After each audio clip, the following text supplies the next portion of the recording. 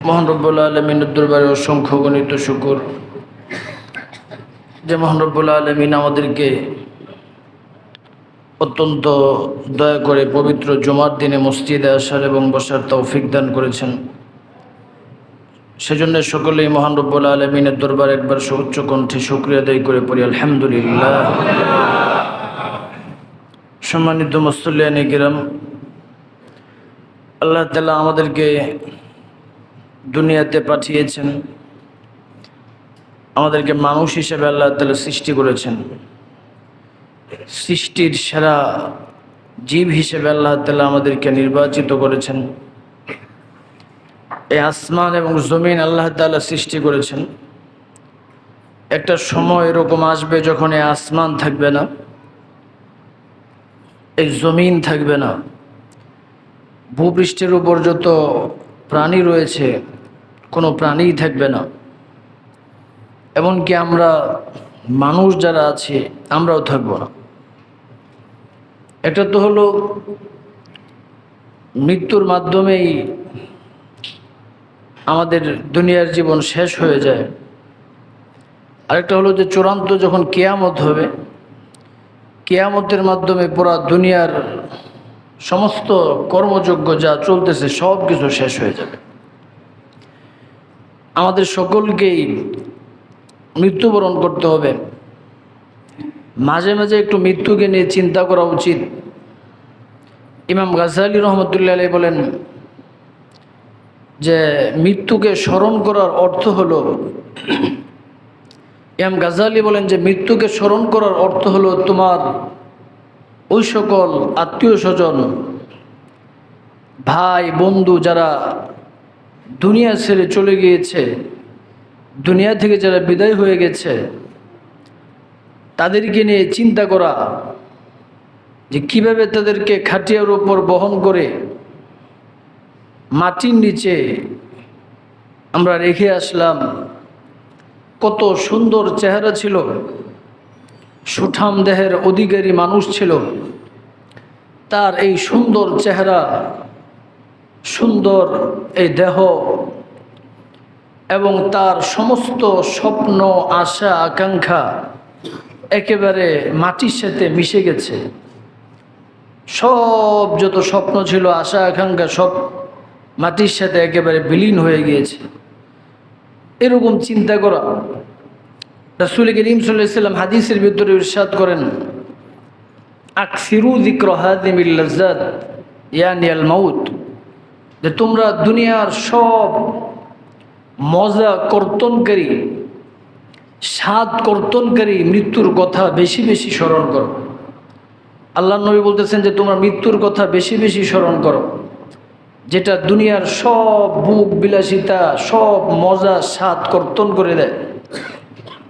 মৃত্যুর সাথে সাথে একজন মানুষ তখন দুনিয়ার আর কোনো নাজ নিয়ামত ভোগ করতে পারে না, ভোগ করার মতো তার যোগ্যতা থাকে না।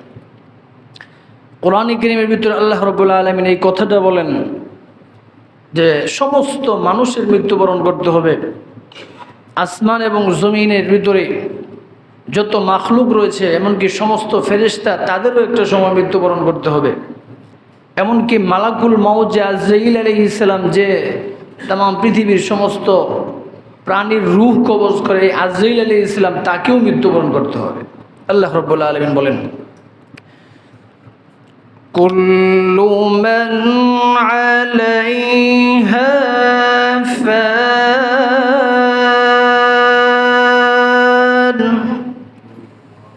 ওয়া ইয়াবকা ওয়াজহু রাব্বিকা যুল জালালি ওয়াল ইকরাম।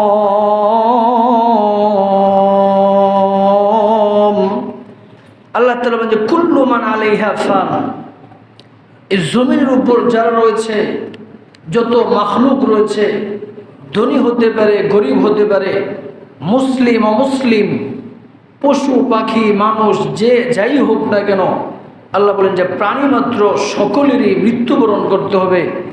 সমস্ত ফেরেশতাদেরও মৃত্যুবরণ করতে হবে। আল্লাহ বলেন যে ওয়ায়াবকা ওয়াজহু রাব্বিকা যুল জালালি ওয়াল ইকরাম।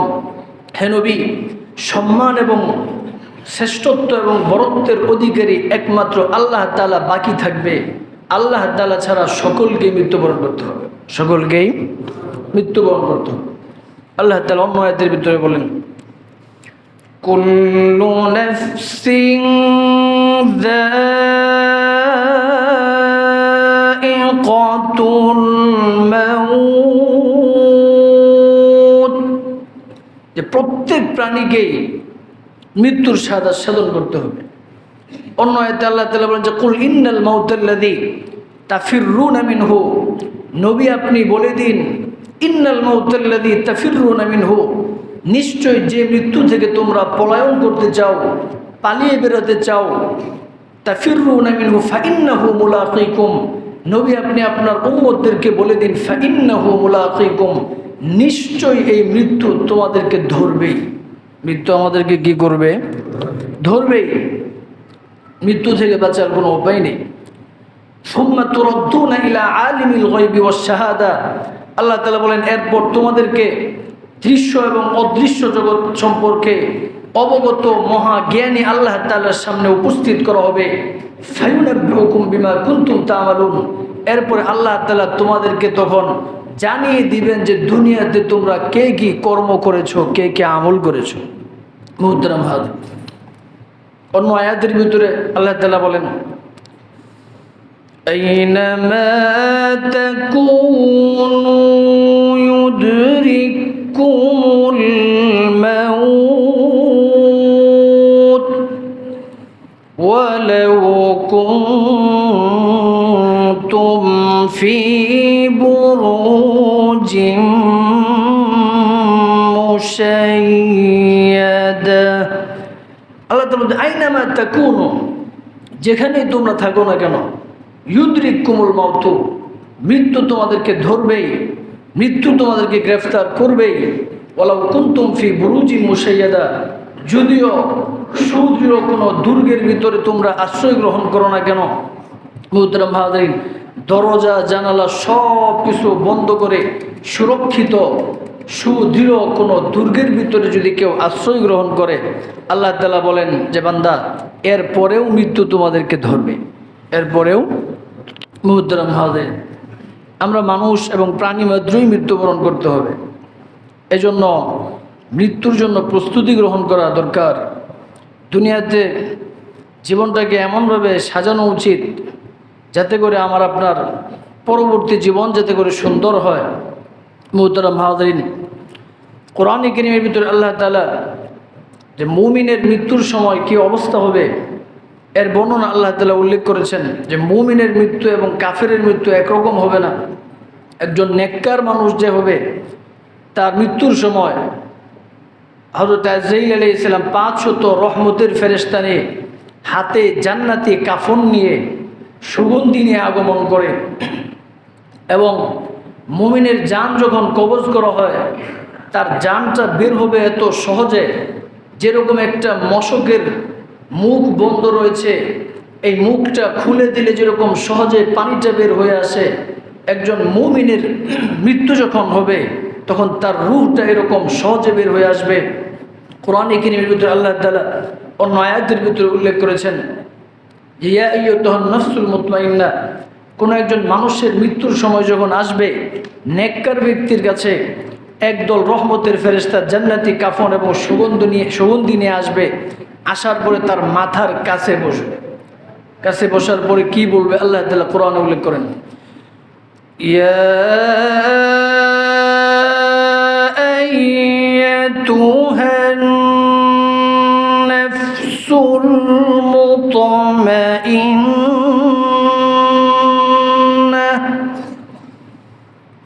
ইরজিই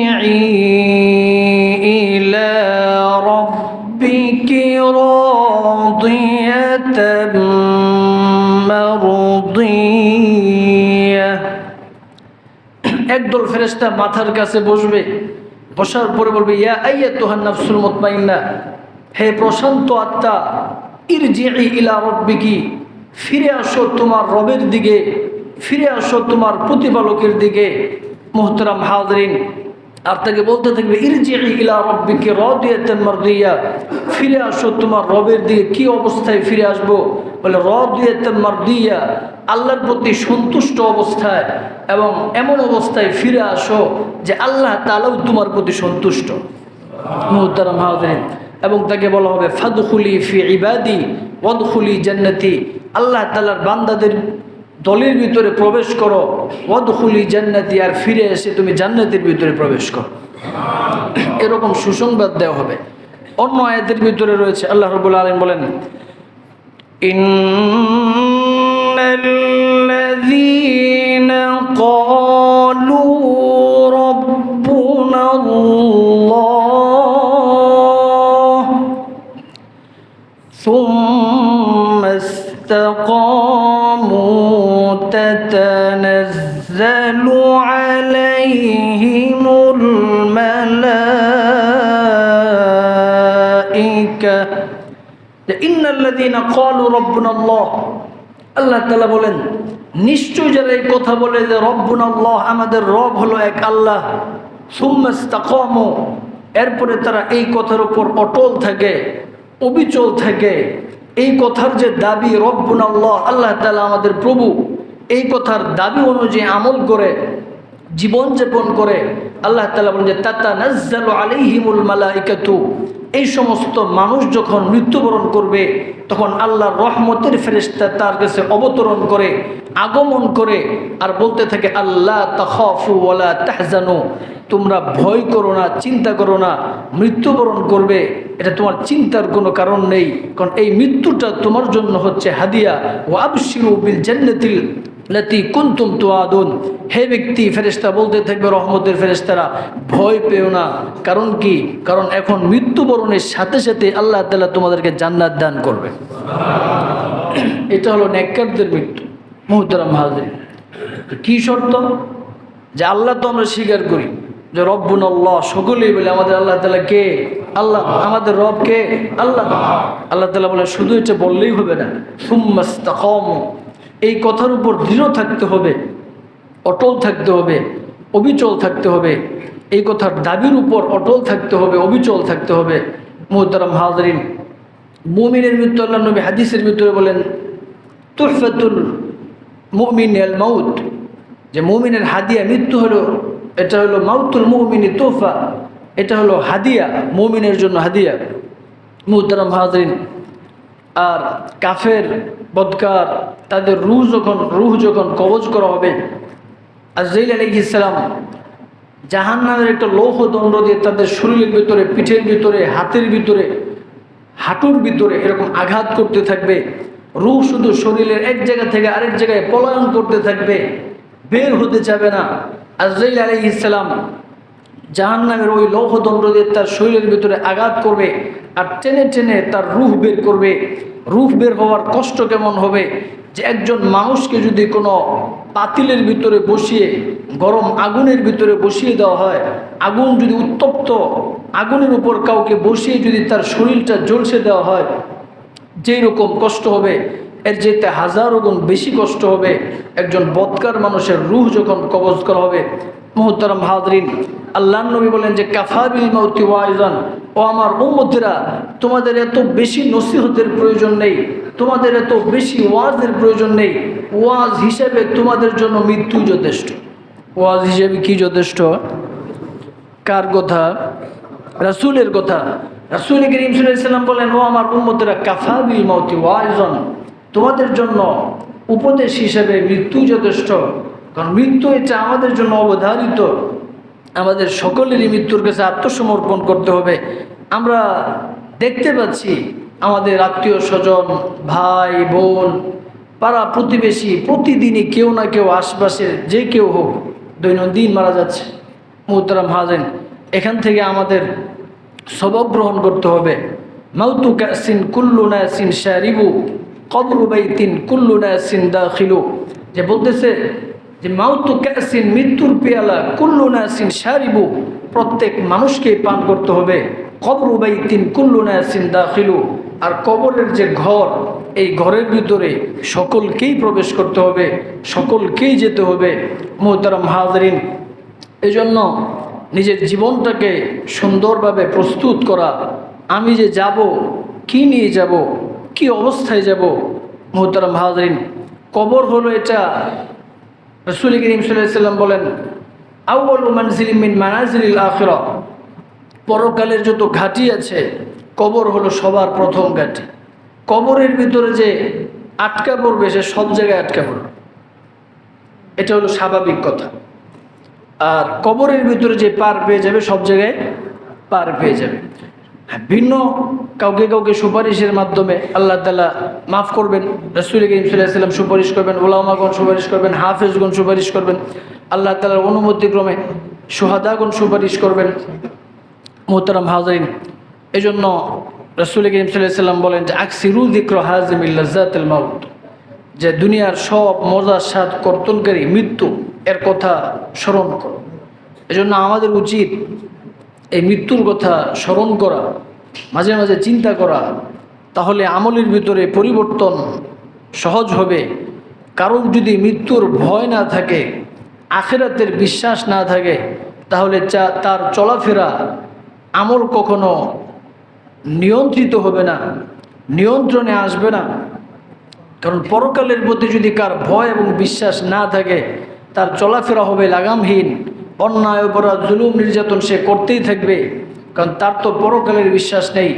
আর পরকালের প্রতি যদি কারো দৃঢ় বিশ্বাস থাকে, এই বিশ্বাস যদি আমাদের থাকে যে আমার মৃত্যুবরণ করতে হবে, আল্লাহ তাআলার সামনে দাঁড়িয়ে আমার সমস্ত কর্মের হিসাব দিতে হবে, জবাবদিহিতা করতে হবে, তখন আমার চলাফেরা কর্মগুলো নিয়ন্ত্রণে চলে আসবে। মুহতারাম হাজরিন, কোরআনে কারীমের অন্য এক আয়াত আল্লাহ রাব্বুল আলামিন বলেন وَأَمَّا مَنْ خَافَ مَقَامَ رَبِّهِ وَنَهَى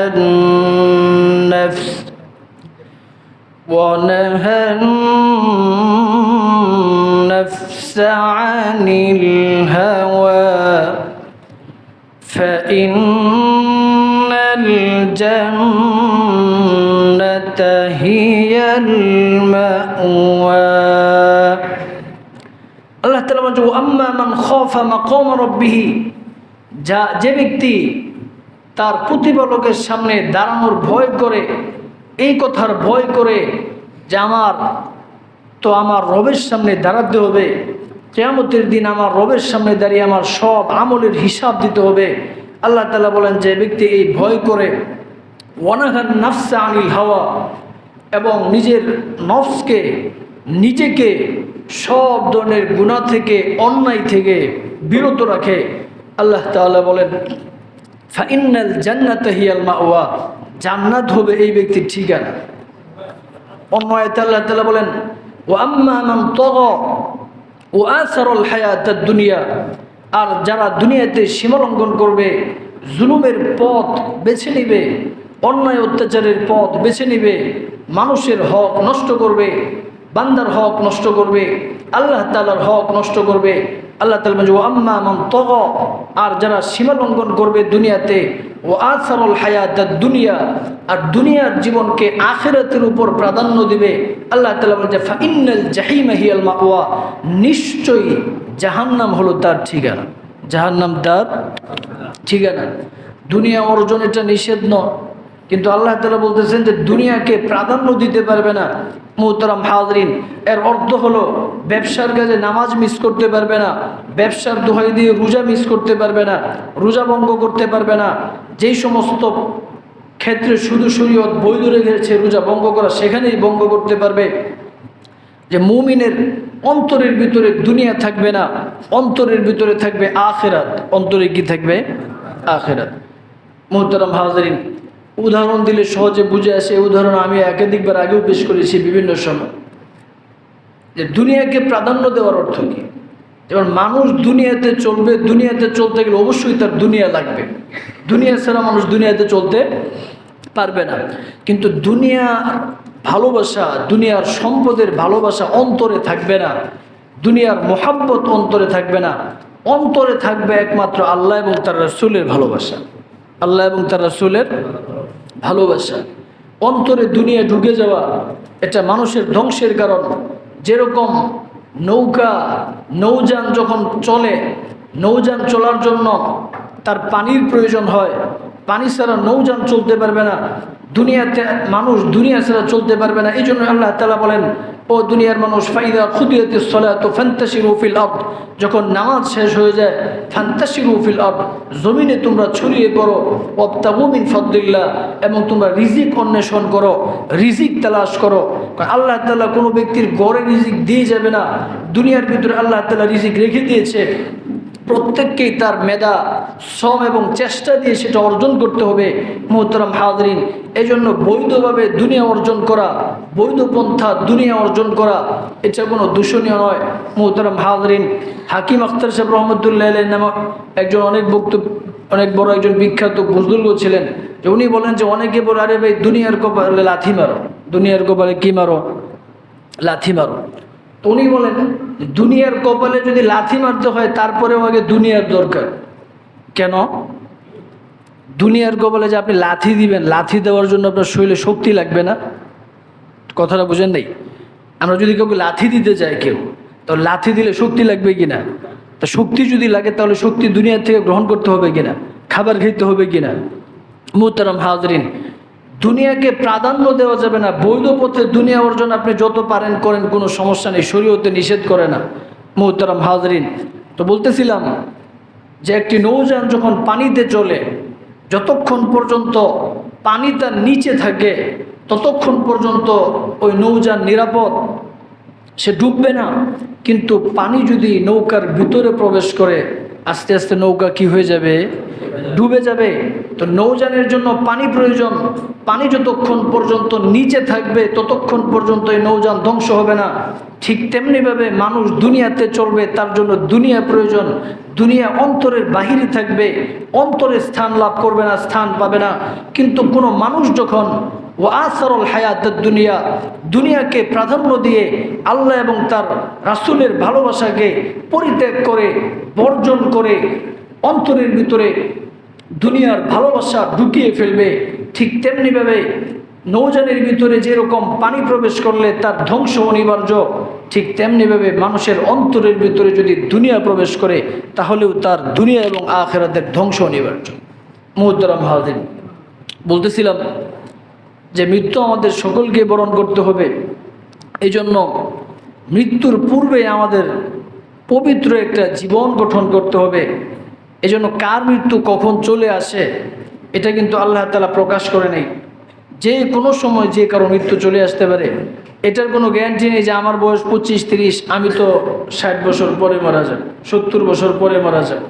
মুহতারাম হাজরিন, এখন যারা মারা যাচ্ছে শুধু ঘোষণা শুনবেন, যে বেশিরভাগ শুনবেন যে অমুকের ছেলে মারা গেছে, কে? অমুকের ছেলে, অমুকের বাবা এবং অমুকের দাদা মারা গেছে। এই ঘোষণা খুব কম শুনবেন, খেয়াল করে দেখবেন যে শুনবেন যে অমুকের ছেলে। এর অর্থ হলো কি? বয়স খুব বেশি না।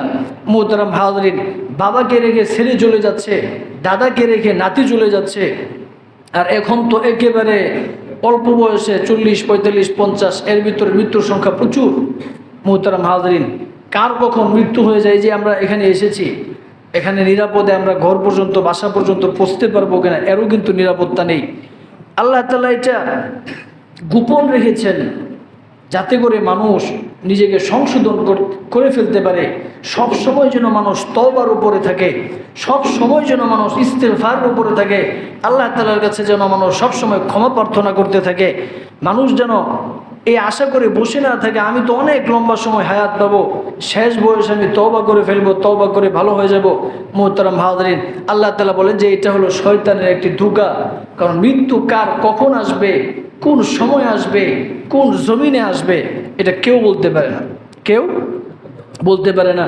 মুহতারাম হাজরিন, এরকম 5টি বিষয় রয়েছে, এর ভিতরে একটি হলো মৃত্যু, যে কখন আসবে দুনিয়ার কোনো মানুষ জানে না, কেউ বলতে পারে না।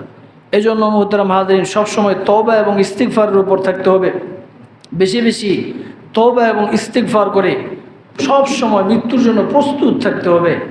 গুনাহ মুহতারাম হাজরিন মানুষ হিসেবে হয়ে যায় এবং হতে পারে। রাসূল করিম সাল্লাল্লাহু আলাইহি ওয়াসাল্লাম বলেন যে কুল্লু বানি আদম খাত্তাউন ওয়া খায়রুল খাত্তাইন আত-তাওয়াবুন, যে প্রত্যেক বনি আদম সন্তানই গুনাহগার, ভুল করে। আর এই গুনাহকারীদের ভিতরে উত্তম হলো ওই ব্যক্তি যে তাওয়াবুন, যে বেশি বেশি আল্লাহ তাআলার কাছে তওবা করে, বেশি বেশি কি করে? তওবা করে। এই যে আমাদের উপর এত বিপদ আপদ, নানা রকমের বিপদ আপদ যা আসতেছে, এইগুলোর একমাত্র কারণ হলো আমাদের গুনাহ। আমাদের গুনার কারণে এই সব বিপদ আপদ আমাদের উপর আসে। মুহতারাম হাজিরিন, কোরআন কারীমের ভিতরে আল্লাহ তাআলা বলেন যে যহরাল ফাসাদু ফিল বাররি ওয়াল বাহরি বিমা কাসাবাত আইদিন নাস লিয়ুযীকাহুম বা'দাল্লাযী আমিলু লাআল্লাহুম ইয়ারজিউন। যে স্থলে এবং জলে যত বিপর্যয় দেখা দেয়, মানুষের উপর যত বিপদ আপদ আসে, যত রকমের সমস্যায় মানুষ পতিত হয়, আল্লাহ তাআলা বলেন যে হে মানুষ, দুনিয়ার মানুষ, তোমাদের যত বিপদ আপদ, রোগ ব্যাধি, অসুস্থতা, অনাবৃষ্টি, খরা যা তোমরা দেখো তোমাদের কষ্টের কারণ হয়ে দাঁড়ায়, আল্লাহ বলেন যে বান্দা, এই সবগুলো তোমাদের কৃতকর্মের ফসল। কিসের ফসল? কৃতকর্মের ফসল। আল্লাহ বলেন যে বিমা কাসাবাত আইদিকুম, বান্দা এইগুলো হলো তোমাদের হাতের কামাই। আল্লাহ তাআলা দুনিয়াতে কিছু শাস্তি কেন দেন? আল্লাহ বলেন যে লিয়ুযীকাহুম বা'দাল্লাযী আমিলু, তোমাদের গুনার শাস্তি যদি দুনিয়াতে আল্লাহ তাআলা কিছু না দেয়, রোগ ব্যাধি না দেয়, অসুস্থতা না দেয়, বিপদ আপদের মাধ্যমে যদি তোমাদেরকে শাস্তি এবং পরীক্ষা না করে, আল্লাহ তাআলা বলেন পরকালের শাস্তি আরো কঠিন হবে। এজন্য আল্লাহ বলেন যে লিয়ুযীকাহুম বা'দাল্লাযী আমিলু লাআল্লাহুম ইয়ারজিউন।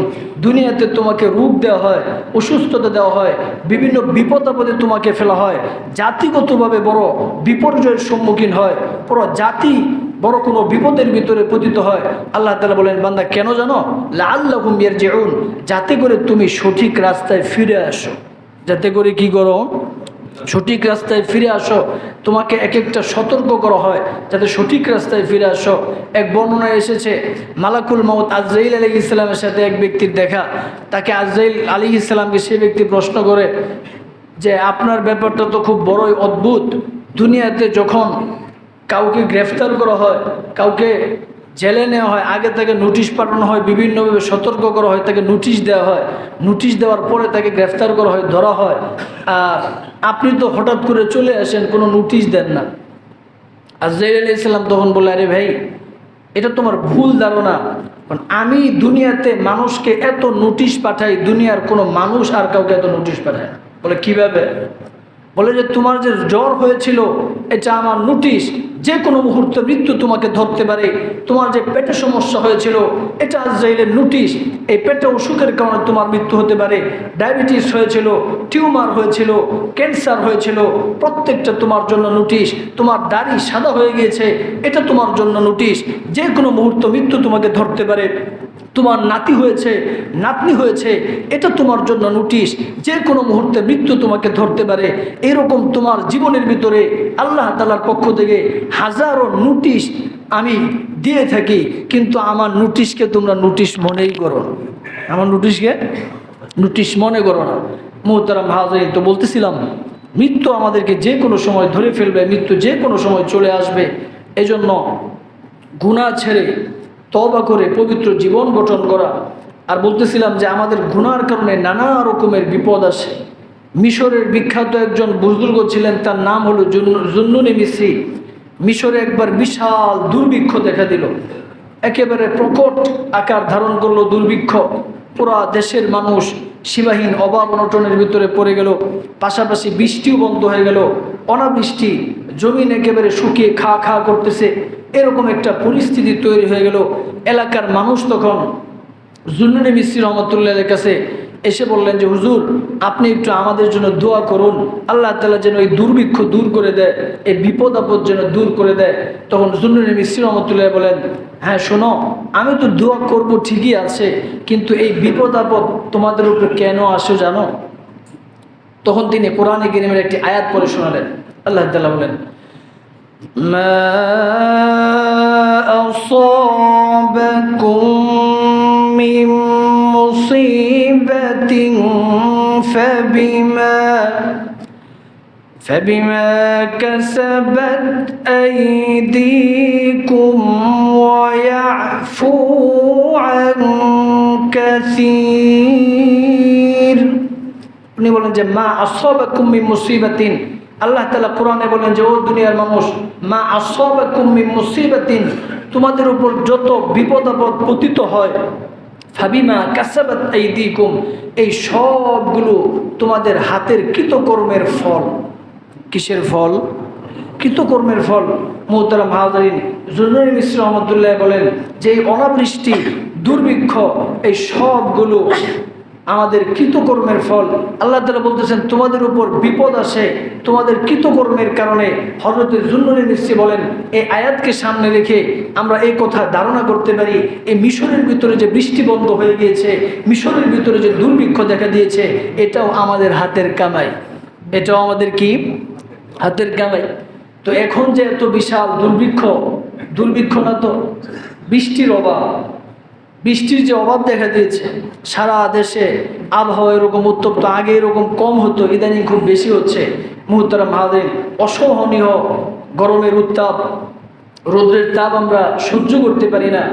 বৃষ্টি নেই, বৃষ্টির জন্য মানুষ হাহাকার করতেছে। মুহতারাম হাজিরিন, আল্লাহ বলে যে বান্দা, এইটাও তোমাদের কৃতকর্মের ফসল। কিসের ফসল? কৃতকর্মের ফসল। এখান থেকে এটা আমাদের কৃতকর্মের শাস্তি। এই আল্লাহ তাআলা আমাদেরকে দিচ্ছেন মুক্তির উপায় কি? মুক্তির উপায় আল্লাহ তাআলা বলে দিয়েছেন যে ইস্তিগফার করা। কি করা? ইস্তিগফার করা। মুহতারাম হাজিরিন, হযরতে হাসান বসরি রহমতুল্লাহি আলাইহি, উনি অনেক বড় একজন বুজুর্গ ছিলেন।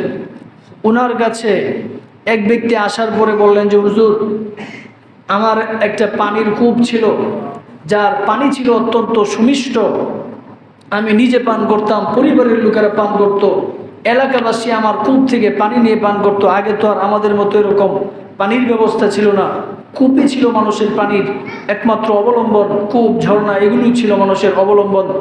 হযরতে হাসান বসরিকে বলেন যে হুজুর, আমার কূপের পানি শুকিয়ে গেছে, এখন আমি কি করব, কি আমল করতে পারি? হযরতে হাসান বসরি রহমতুল্লাহ আলাইহি তখন তাকে বলেন তওবা করো। কি করো? তওবা করো। একটু পরে আরেকজন লোক আসলেন, এই প্রথম ব্যক্তি চলে যাওয়ার পরে।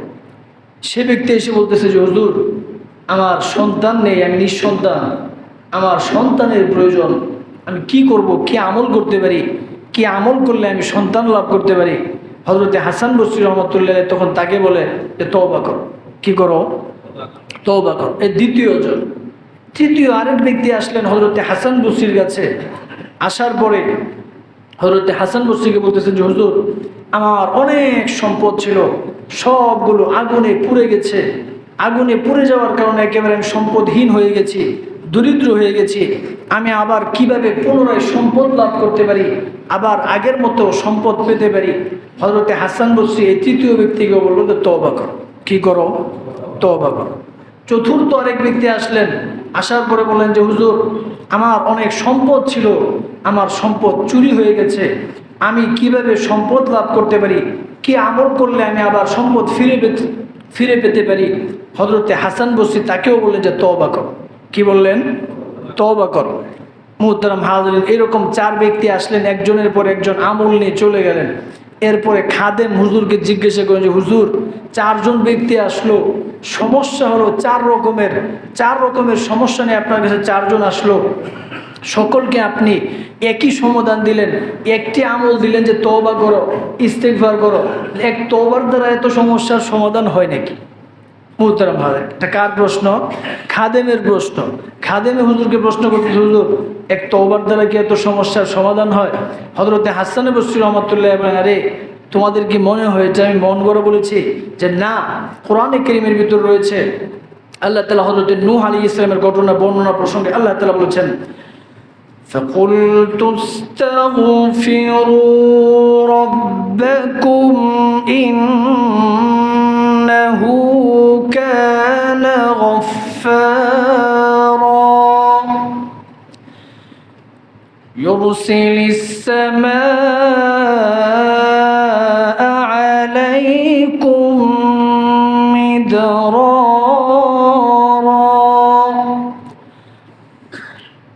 وَيُمْدِدْكُمْ بِأَمْوَالٍ وَبَنِينَ وَيَجْعَلْ ويجعل لكم جنات ويجعل لكم أنهارا।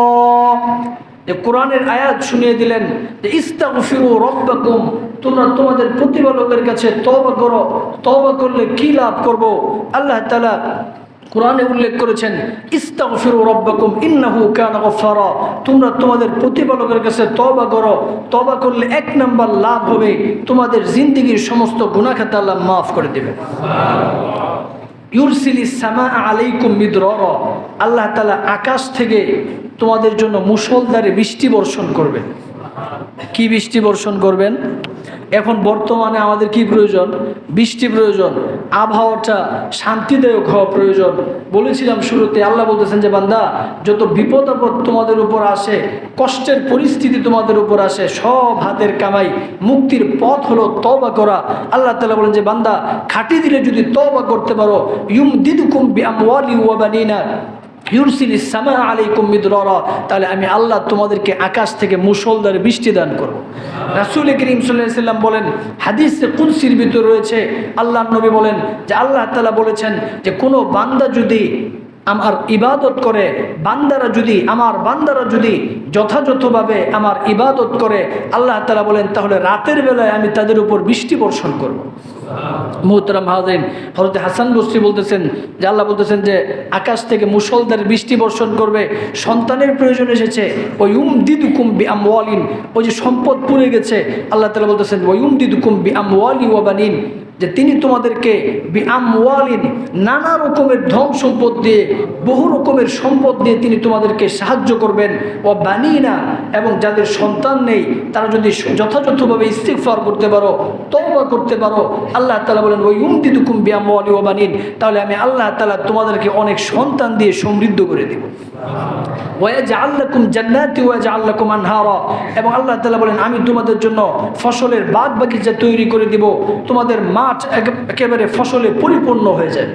মুহতারাম হাজির, তো বলতেছিলাম যে আমাদের গুনার কারণে মৃত্যুবরণ করবো, আমলকে আমাদের সুসজ্জিত করতে, আমলের দ্বারা আমাদের জীবনকে সুসজ্জিত করতে হবে, সুন্দর করতে হবে। গুনাহ ছেড়ে, তওবা করে গুনাহ ছেড়ে সব সময় মৃত্যুর জন্য প্রস্তুত থাকতে হবে। পবিত্র অবস্থায়, পবিত্রভাবে, ইনসাফের সাথে, ইনসাফের পথে আমাদের জীবনযাপন করতে হবে। আর আমাদেরও এখন আবহাওয়া এবং আরও যত রকমের আমাদের বিপদ রয়েছে, বিপদ থেকে পরিত্রাণের উপায় আল্লাহ তাআলা কোরআনে বলে দিয়েছেন যে বান্দা তওবা করো। এজন্য আমাদের এই বর্তমানে এত খরা, অনাবৃষ্টি, এগুলো থেকে মুক্তির জন্য, শান্তিদায়ক আবহাওয়া লাভের জন্য আল্লাহ তাআলার কাছে কি করতে হবে? তওবা করতে হবে। ব্যক্তিগত অসুস্থতা থেকে মুক্তির জন্য, ব্যবসার উন্নতির জন্য, আরও দিন এবং দুনিয়াবি যত উন্নতি রয়েছে এইগুলো লাভের জন্য আল্লাহ তাআলার কাছে বেশি বেশি তাওবা এবং ইস্তিগফার করতে হবে। রাসূল করিম সাল্লাল্লাহু আলাইহি ওয়াসাল্লাম বলেন, মান লাজিমাল ইস্তিগফার জাআলাল্লাহু লাহু মিন কুল্লি হাম্মিন ফারজা ওয়া মিন কুল্লি দীকিম মাখরাজা ওয়া রাযাকাহু মিন হাইসু লা ইয়াহতাসিব। যে ব্যক্তি বেশি বেশি তাওবা এবং ইস্তিগফার করবে, আল্লাহ তাআলা তাকে 3টি পুরস্কার দেবেন। কয়টি পুরস্কার? এই হাদিসের ভিতরে 3টি পুরস্কারের কথা রয়েছে, যেই পুরস্কারগুলো আমাদের প্রত্যেকটা মানুষের খুব প্রয়োজন। 1 নাম্বার, মিন কুল্লি হাম্মিন ফারজা, আল্লাহ তাআলা মানুষের টেনশন দূর করে দিবেন। কি দূর করে দিবেন? টেনশন নাই কম আর বেশি এরকম মানুষ মনে হয় সমাজে পাওয়া যাবে না। ছোটো যে বাচ্চা, তারও বিভিন্ন রকমের টেনশন আছে, ওটা বড় মানুষের মতো না, কিন্তু তারটাও কি ভিন্ন রকমের টেনশন, তারও চিন্তা আছে, কখন বাবা মজা আনবে না আনবে, এগুলো চিন্তা করে না, পেরেশান হয়ে থাকে না? মুহতারাম হাজিরিন, আমাদেরটা ভিন্ন রকমের দুশ্চিন্তা। আল্লাহ নবী বলেন 1 নাম্বার, আল্লাহ তাআলা তোমাদের টেনশন দূর করে দিবেন। 2 নাম্বার, ওমিন কুল্লি দীকিম মাখরাজা, খাটি দিলে যারা তওবা করবে, ইস্তিগফার করে গুনাহ বর্জন করবে, আল্লাহ নবী বলেন আল্লাহ তাআলা তার সমস্ত বিপদ আপদ দূর করে দিবেন। 3 নাম্বার, ওয়ারাযাকাহু মিন হাইসু লা ইয়াহতাসিব, আল্লাহ তাআলা তাকে এমন স্থান থেকে রিজিক দান করবেন যে বান্দা তা কখনো কল্পনাও করতে পারবে না।